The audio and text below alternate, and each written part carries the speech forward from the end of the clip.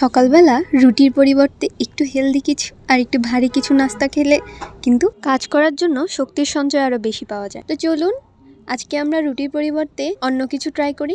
যেহেতু এখন শীতকাল চলছে তাই শীতের সবজিগুলোকেই আমরা বেশি প্রাধান্য দিচ্ছি। দেখুন আমরা এখানে আগে থেকে বাঁধাকপি, তারপর ফুলকপি, গাজর, শিম, আলু আর এখানে পেঁয়াজ, কাঁচামরিচ আর ধনেপাতা, তারপরে টমেটো এগুলো কুচি করে নিয়েছি। আপনারা যতটুকু পারবেন এগুলোকে একটু বেশি কুচি কুচি করে কাটার চেষ্টা করবেন, তাহলে এটা যেহেতু আমরা বড় করে রুটির শেপে বানাবো, কিন্তু এটা বড়াও হিসেবেও বানাতে পারেন আপনারা ছোট ছোট করে।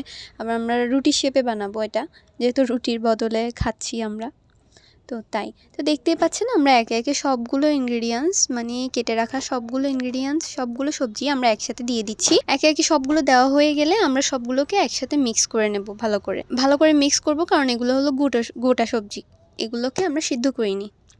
তো এই তো মিক্স করা হয়ে গেছে।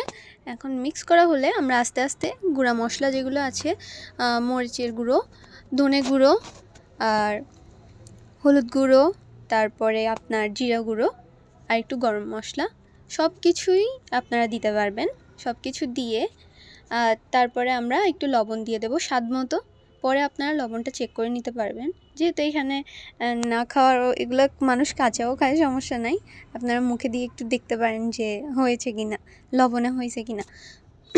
তো দেখতে পাচ্ছেন আমরা নেক্সটে আমাদের ঘরে আটা ছিল, আপনারা চাইলে আটা স্কিপ করে আপনারা পুরোটাই চালের গুঁড়ি দিয়ে করতে পারেন, কিন্তু আমাদের ঘরে চালের গুঁড়ি বেশি না থাকার কারণে আমরা আটা দিয়েছি। তো আটা এই দেখতে পাচ্ছেন 1/3 কাপ আটা আমরা 2বার দিয়েছি। তারপরে এখানে আমরা 2টো ডিম ভেঙে দিলাম। এইসব পিঠায় আসলে ডিম লাগে, এই তো 2টো না 3টা ডিম দিয়েছি, খেয়াল ছিল না। তো সবগুলো ডিম দেওয়ার পরে আমরা সবগুলোকে আবার একসাথে মিক্স করে নেব, নেড়েচেড়ে সুন্দরভাবে মাখাবো যাতে সবগুলোর সাথে আটাটা আর ডিমটা মিক্স হয়ে যায়। এই তো আমাদের সুন্দরভাবে মিক্স করা শেষ। এখন আমরা এখানে আরেকটু চালের গুঁড়ো অ্যাড করব। 1 কাপ চালের গুঁড়ো আমরা এখানে অ্যাড করে দিচ্ছি। চালের গুঁড়ো দিলে এটা ক্রিস্পিনেসটা থাকে, ক্রিস্পি হয় এটা অনেক। চালের গুঁড়ো দিয়ে কিন্তু আমরা অনেক ধরনের পিঠাই শীতকালে খেয়ে থাকি। তো আমরা এখানে একটু স্বাদটা বাড়ানোর জন্য ম্যাগি মশলা যেটা আছে স্বাদে ভরপুর, সেটা আমরা দিয়ে দিলাম একটা। তো এই তো আমরা আমাদের ব্যাটারটা রেডি করা শেষ। এখন আমরা প্যান বসিয়ে নেব চুলার ভিতরে। আপনারা কড়াইতে করতে পারেন, যে কোনো কিছু তো করতে পারেন। আমার এটার ভিতরে ভাজতে ভালো লাগে তাই আমি এটাই নিয়েছি। এই তো তেল দিয়ে নিব আমরা, পরিমাণ মতো তেল দিয়ে। তারপরে এখানে আমরা তেলটা গরম হওয়া পর্যন্ত ওয়েট করব। আর হ্যাঁ, চুলার জালটা যতটুকু পারবেন লো হিটে রাখবেন, কারণ এটার ভিতরে সবজিগুলো আস্তে আস্তে সিদ্ধ হবে।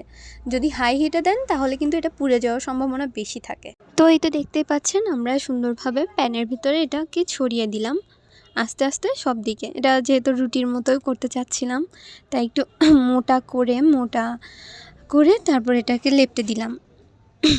এই তো আমাদের দেওয়া হয়ে গেছে। এখন আমরা সুন্দর মতো এটা যেহেতু সিদ্ধ হবে লো হিটে রেখে একটা ঢাকনা দিয়ে দেবো। ঢাকনার ভিতরে আস্তে আস্তে এটা সিদ্ধ হয়ে যাবে, আর অপর সাইডও আস্তে আস্তে ক্রিস্পিনেসটা চলে আসবে। এই তো আমরা একটু পরেই সিদ্ধ হওয়ার 5 মিনিট পরেই আমরা ঢাকনাটা তুলে এটাকে উল্টিয়ে দিলাম। দেখতেই পাচ্ছেন কত সুন্দর হয়েছে। আর এটা সুন্দর মতো কেটে সার্ভ করতে পারেন, আপনারা সালাদ দিয়ে খেতে পারেন, সস সালাদ এগুলো একসাথে দিয়ে এটা খেতে পারেন।